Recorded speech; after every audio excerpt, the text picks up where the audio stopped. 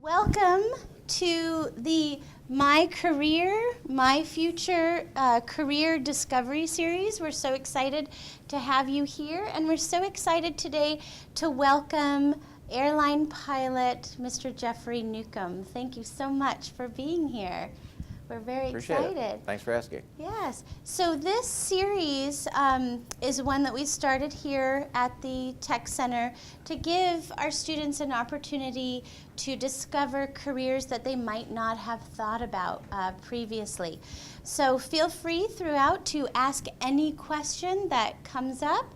We also have a slideshow going. These are many pictures of Mr. Newcomb's travels, and he might refer to those a little bit as well throughout the discussion, but we hope you enjoy. Thank you so much. I'm going to sit. You don't have to sit if you don't want to. No, I'm better standing up. Okay. So, sure. So we're going to start. I'm just going to ask Mr. Newcomb some questions.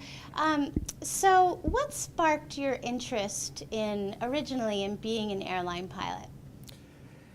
I don't really know. I just knew at age 10 or 12 years old I wanted to fly airplanes. Mm-hmm. That was it. Where that came from, I haven't got a clue. But I just knew that I wanted to fly. And I used to buy every magazine on flying down at Black's that you could get every month. And I just read and read and read and started taking flying lessons when I was 13 years old. So you grew up here? I grew up in Tuftonboro. I went to Tuftonboro Central School. I went to Carpenter School. I went to Kingswood. And I went to UNH. So it's not unusual to be able to go through here and do anything you want. So when you decided at a young age that you wanted to be an airline pilot, how did you make that announcement to your family, and what did they think? Let's see. Well, I was 13. I was at the dinner table, and I decided this is what I wanted to do, and it did not go over very well at all. You got to remember, back in 1970, it was in the latter parts of the Vietnam War. And airline flying was not as safe as it is today for a number of reasons, which we don't have time to get into. And my father had been in the Navy in World War II, and he was not a pilot. However, he had been transported around by the Navy, and they almost killed him 3 times. So he really wasn't big on airplanes back then. But they did let me start my flying, get my license, which I paid for myself through high school. And I would, my mom or my family member would take me to Sanford, Maine when I was learning to fly. I sold it on my 16th birthday, but they had to take me because I wasn't able to drive yet. So I could fly a plane before I could drive a car. And I got my license on my 17th birthday. You can get your private pilot's license when you're 17. And again, they had to take me to the airport because I couldn't drive yet. So I could take people flying before I could take them in a car. So that was pretty cool. So you graduated high school. Yep. And then what? UNH. And what did you study? Business. I had a degree in business from the University of New Hampshire. And I worked in Hilton down in southern New Hampshire. And flash forward back to the early 90s, things changed in life, and I had the opportunity to change careers. It was kind of a forced opportunity, but we won't go there. And I decided I wanted to fly, so I went over to Laconia, and some friends of mine own a little flight school over there and started to take my lessons, where I got January of 1993, I worked on my instrument rating. That allows you to fly in the clouds. I had a commercial, which doesn't do a lot for you. You ever see the guys towing banners or taking scenic rides or that kind of thing, flight instructing? You have to have a commercial. I then got my flight instructor rating, and I started teaching flying in June of '93. You also have to get a flight instructor instrument rating so you can teach people to fly in the clouds. And after that, you get a multi-engine rating to fly twin-engine aircraft. And then the graduate school or PhD of flying is what's called the Air Transport Pilot Rating, and that's what's required to fly airliners. And I do not fly airliners now. I fly private jets. This little guy here, I fly what's called fractional ownership jets. So you can buy a piece of one of these through the company that I work for, and pay them a pretty good amount of money. And they will, where do you like to go? Where would you like to go this Saturday? Name a spot. It's not much to do in Wolfeboro. No, someplace way away. Where do you want to go? Someplace warm? Florida. Florida. Okay, so you call up my company and say, Saturday morning, I want to be picked up in Laconia at 8 o'clock, and I want to go down to Fort Lauderdale and get on my boat. And Saturday morning at 8 o'clock, you drive over to Laconia, and there'll be a jet waiting there to take you to wherever you want to go, down to Fort Lauderdale. And there'll be me and somebody else, and you can ask for whatever catering you would like on board for you and your family. And you drive up to the plane, hop out, get in. We shut the door, start the engines, and we're in Fort Lauderdale in about 2.5 hours. You get out into your limousine, and they take you to your yacht. Right? You have a yacht down there, right? Yeah, of course.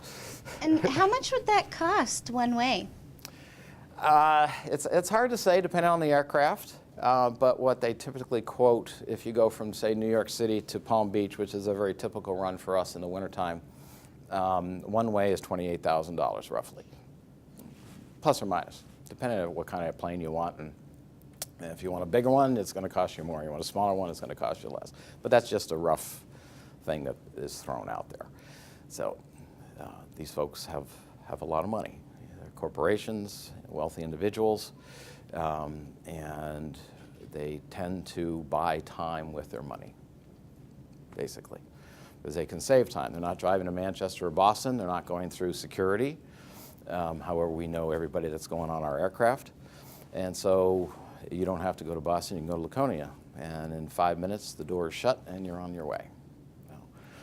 That's it. And there's no luggage to wait for when you get to Fort Lauderdale. And that's how it works.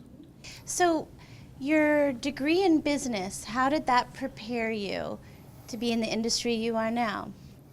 I think in generalities, in terms of just knowing labor and management, how things work, I think any kind of background that you get can add to whatever you do. I have 2 master's degrees in psychology. That's another whole story, but when I was at an airline, I was at a place called Airlines. I taught what they call crew resource management, which is kind of the psychology of crew interaction. Stress management, decision making, conflict management, those types of subjects. And when they found out at the airline that I had a couple degrees in psychology, they said, come with us, because you're going to help train pilots and flight attendants in these things, and how pilots interact, how they communicate with the flight attendants, and that kind of thing. So an average day in someone who is training to be a pilot at your level, what is that training like? If they were to work at a commercial airline, What is that training like? I'm not sure. So they what you have mean. their license to Yep. fly, and they get hired by Okay. an airline. Okay. What kind of training, once they're hired by Southwest, Okay. do they need to have? Well, you're going to go through a ground school for X number of weeks. That they will teach you the company policies, procedures, all that kind of thing. And then after they get done all the administrative kind of things, you would go to a ground school for the aircraft and a simulator for the aircraft. And that would take 2 to 5 weeks of training between the ground school and the simulators. We have simulators in Columbus, where my company is based, and the simulator replicates the aircraft down to this degree. So you can actually go from the simulator right into the aircraft and fly the aircraft without ever having seen it. The simulators are extremely realistic, and they cost about as much as the airplanes do. This airplane, when it was new, these run about $20 million, and so do the simulators. So it's a big video game that you put lots of quarters in. Okay? So you would go through that, and then you're what they call type rated in that aircraft. Each aircraft that weighs over 12,500 pounds, you have to have a license to fly it. So a 737 that you've probably been on with the airlines, in this one, even this little guy here, he weighs 36,000 pounds. You have to have a specific type rating for every aircraft that you fly, and you go through training for that. Yes, sir. Two things. My One first moment. comment is I don't think they've ever put a quarter in a machine. So my question is this one, is I like what I see here, but I don't understand what it costs in, it's hard to tell the time, but it's even harder to tell the cost. Of? And especially for these students is they're Sure. weighing college against other choices. Sure. And of course, I did hear this, and I want them to hear it from me too, is it's college first, then this, or together with this. You can't do one without the other, really. You can do them concurrently Right. at certain schools. For example, Embry-Riddle University in Florida, the Florida Institute of Technology, Bridgewater State, Purdue University. Bridgewater State's in Massachusetts, gentlemen, Yeah. ladies. But the airlines pretty much require a college degree. But that doesn't mean you have to do it today. There are people that do it on the way. You can get a degree at one of these schools and get your licenses at the same time. But cost for the parts is what I think would be nice to know. And I know you can only give us, ranges of things. All right, flight instruction ratings to get these is not cheap. All right, you have to scrimp and save and eat ramen noodles and peanut butter. Private pilot license, roughly $7,000, thereabouts. But that doesn't mean you have to write the check today for $7,000. So you can take a year to get your license. Instrument rating, probably about the same. Commercial doesn't take too much. Flight instructor doesn't take a whole lot. But you build this. This is not something you do in 6 months, okay? This is a process that you go through over time. And a lot of people work at an airport and fly on the side and wash airplanes or work at McDonald's just to get a flight rating. And once you get to be a flight instructor, then you're getting paid to build your hours towards becoming an airline pilot. You're not going to get paid much being a flight instructor, unfortunately, but you learn a lot being a flight instructor. I learned more in the first 6 months of flight instructing than I did getting my ratings. So college, university, to go to a Bridgewater or a Purdue or it's probably going to be more than UNH. Well, UNH isn't all that inexpensive anymore either, because the flight instruction and the aircraft are expensive. All right. But once you get the airline, okay, and you can look up the salaries online, they're all public. A senior captain at Southwest might make $300,000 to $350,000 a year, somewhere in that ballpark. And the senior guys, all right, you're not going to make that when you start. You're probably going to start at a regional airline, all right, and then you're going to try to get on with the majors, okay, which most guys want to do. Is there a good demand for coming in at the bottom? Is there a good demand? Right now, the demand for pilots is huge, but it's cyclical. This is a very, very cyclical business. You go back to 9/11, and everything went down. And there were a lot of furloughs, a lot of bankruptcies in the airline business. The same with 2008 during the recession. But right now, it's booming. The air hiring is booming because a number of years ago, the retirement was age 60. You had to retire when you were 60, and they changed that to age 65. So that kind of made this little bubble for a few years. Well, all those guys that were 60 are now turning 65. So the hiring right now is nuts. Everybody is moving. The regional guys are going to the majors. The guys that are flight instructors are going to the regionals, and then their guys are moving up. It's a big, big bubble. And it's always cyclical in this business. It's been cyclical in the airline business for 80 years. Okay? You just have to be lucky to catch the wave. When I started in 1993, I was 36 years old. And my friends in Laconia said, Jeff, we think you're too old. The economy is not good. The airlines aren't hiring, but we'd like to take your money if you want to give it to us. Okay? Because they were hurting too. And I rolled the dice and was very blessed along my path to be a flight instructor, and then I flew charter. Then I got on with a company called Comair Airlines in Orlando. And then in 2001, I went to my current company. I've been there 17 years, and I've been a captain for 16 years there. I was a captain at the airline for 2 years, I think it was, the last 2 years. And I've flown 4 different airplanes for the airlines, plus a bunch of small airplanes when I was flying. Could you share with us what you truly enjoy and love about your job, what is challenging, and kind of explain to us a day in your life? A day in my life. There is nothing typical about what I do in flying corporate aircraft. I work a schedule that's a week on, week off. So I go out on Tuesday mornings. Sometimes I get up as early as 2 in the morning to be in Manchester at 4:30 because they want to airline me to New York. And I go to a place called Teterboro, which is a big airport on the other side of the Hudson from the city, where there's bazillions of dollars worth of private jets. Everybody in New York that's got a jet is in Teterboro. And they'll assign me a plane there. I have been flown to Los Angeles to start my week. I've been flown to Seattle to start my week. I've been flown to Florida to start my week. I never know where I'm going. So there is no typical day in what I do. It's all over the place. I never know where I'm going. I never know when I'm ending. It's all based on the demand, which makes my job very interesting because airline, you're going to know the month before you're going to bid, okay? You can bid, hey, I want to work Thursdays, Fridays, Saturdays. You can bid mornings. You can bid nights. I want to go to San Francisco. I want to go to London. I want to go here. I want to go there.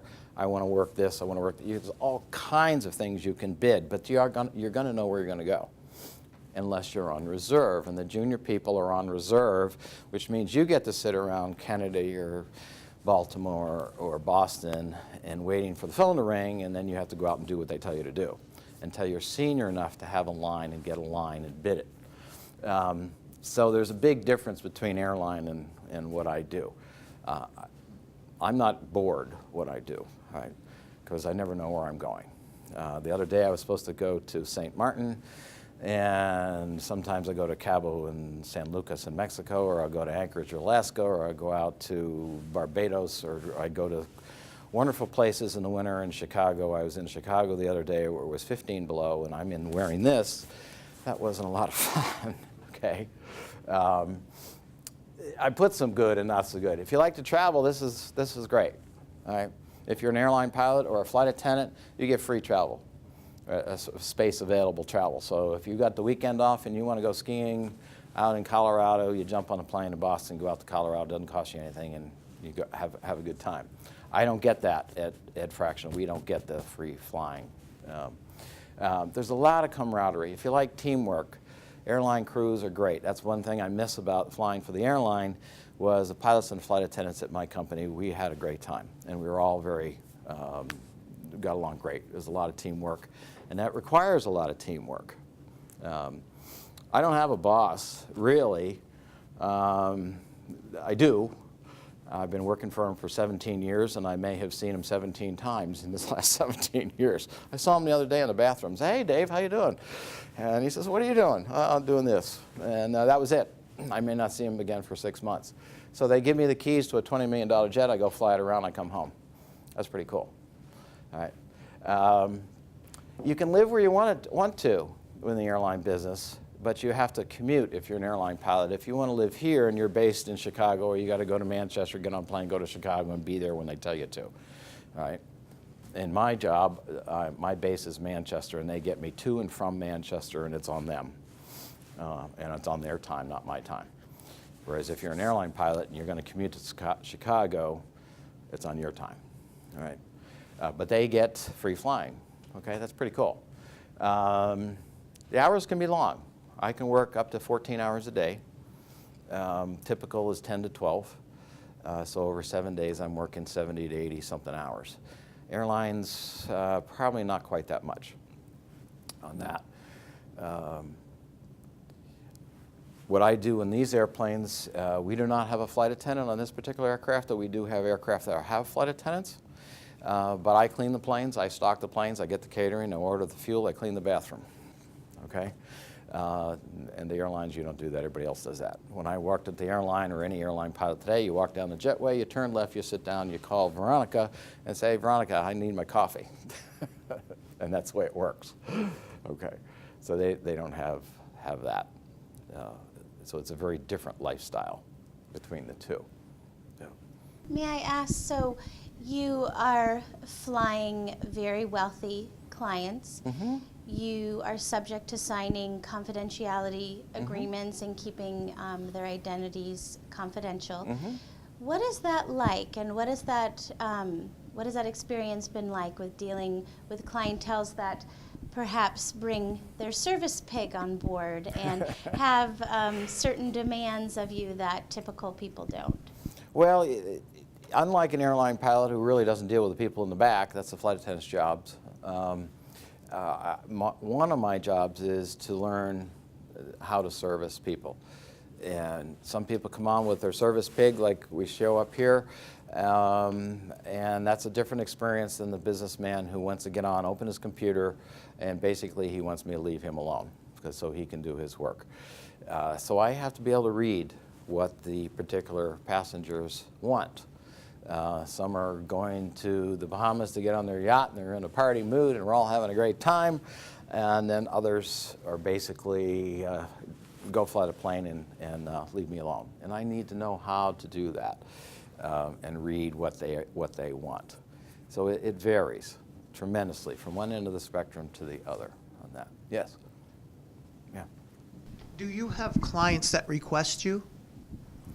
No, it's big. We have around over 2,400 pilots and somewhere in the neighborhood of 415 aircraft, roughly, plus or minus.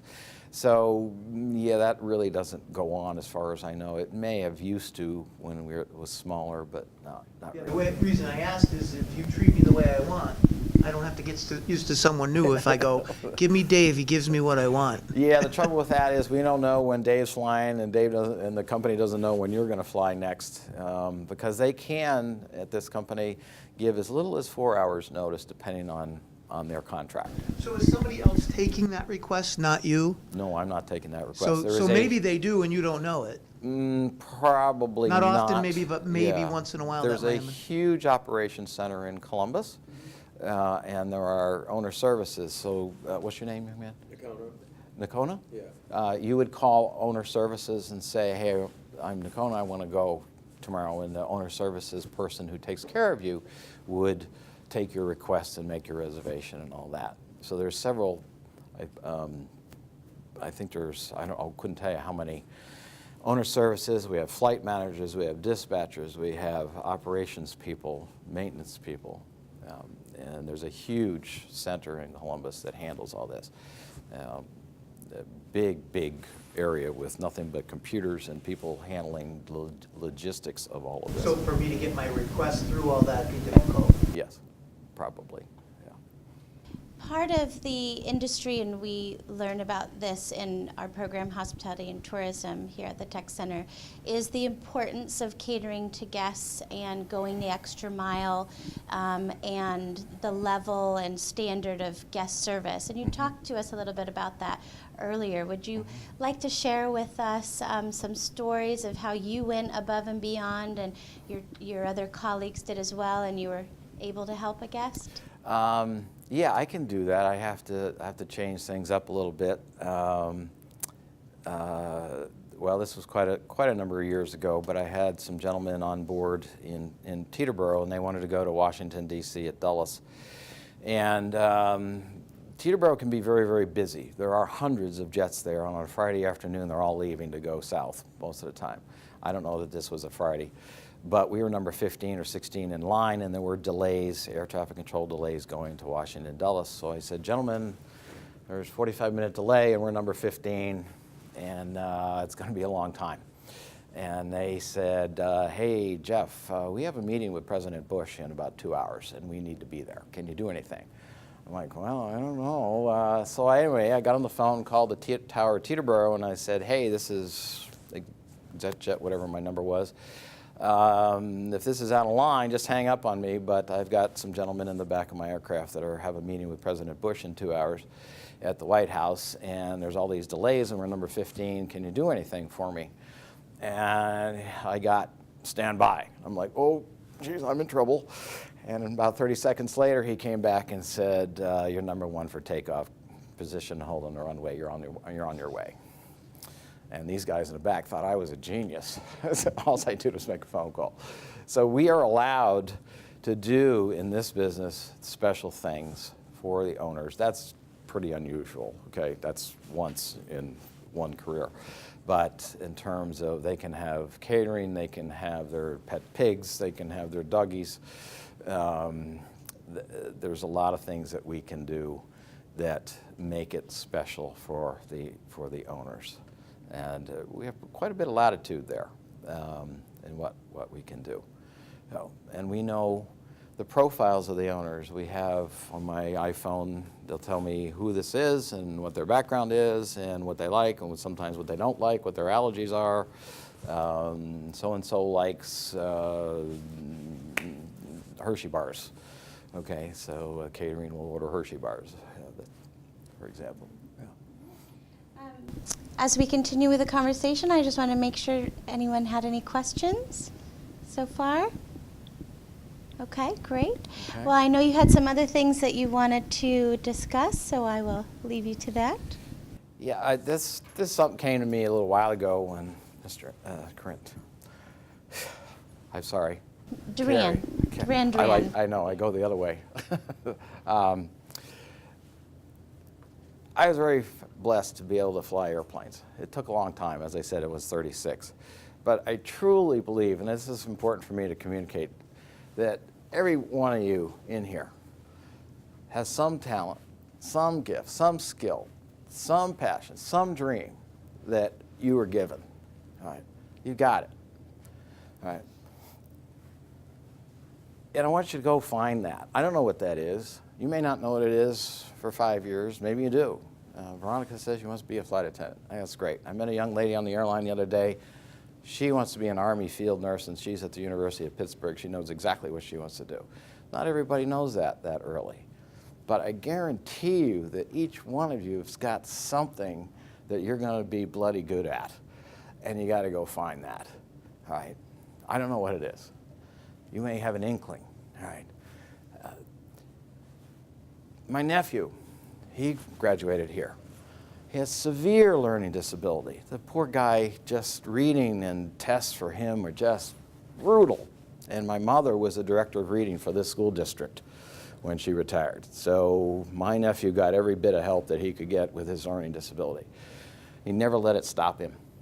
And he is a firefighter for the city of Charleston and has been the fire chief for a local town. So don't let your weaknesses define you. Don't do that. You may not be able to be, you have to be realistic, okay? I'd like to sing, all right? I love music. I can't sing. Tim and I go to the same church. They would not want me in that choir. All right, so you have to be realistic. You know, if you're 5'2", you're not going to be the center for the Boston Celtics, all right, or be a Tom Brady. But each of you guys has something. I guarantee it. And I want you to go find that. Because no matter what you do, there's going to be obstacles, challenges, disappointments, setbacks, fears, maybe even failures. All right? So the question that I've got for you to finish is, do you want these things on something you like to do every day? or not, or be in some job that you really hate and still have these things. All right. All right. There's things I don't like about my job. I don't like getting up at 2 in the morning to be in Manchester at 4:30. Don't like that. Okay. There are times when I've been scared to death I was going to fail my flight instructor rating ride with the FAA. Scared to death, got sick. I would get sick on type rides and in training because I was so nervous about the whole thing. All right. But I love to fly the airplanes. That's the coolest thing for me in my life. And I want you to find something that's cool for you. All right. I don't care what it is. Doesn't matter. All right. If you put me in a cubicle and said, here, go sit in this computer, that's your job, in a little cubicle, I'd go nuts. I like being out in the way. Other people don't. So you have to find your thing. And that's a path only you can define and find for yourselves. Okay? So that's kind of my message for you all. And if there's anything I can do through Mr. Ann to help you, let me know, because she can arrange us to get together. But that's real important, because I don't want you to find yourself in 10 years, 20 years, 30 years saying, why am I doing this? And you know how many people out there are exactly in that position? They're sick of what they do. They hated it, but they let life, the currents of life, the winds of life, define where they were going to go instead of taking charge themselves. So you take charge of your lives, because you're responsible. Not me, not your folks. You are. And I want you to be out there and be happy. Now, like I said, I've been flying commercially for 24 years, but I still get excited when I reach down and my partner over here says, clear right, and I reach down and I push that button and that engine back there starts to spool. That's still cool to me, okay? And I'm 60 years old and it still turns me on when that thing starts to spool up. And I love being in Teterboro where there's 25 jets all sitting out there, and my crew members and pilots and flight attendants are running, and those jets are coming and going. That's still cool. And I want you to be thinking that same thing when you're 60 years old. I'll be gone. But I want you to hopefully remember that, okay? Any questions or anything? Well, thank you very, very much. You're welcome. Thank you so much. And as Mr. Newcomb said, if you find later on that you have questions, let me know. I have his email address. We can certainly invite him back to set up another conversation if you would like. And we are just so excited to have you here. Thank you so much. Thank you, everyone, for joining us. Have a good day.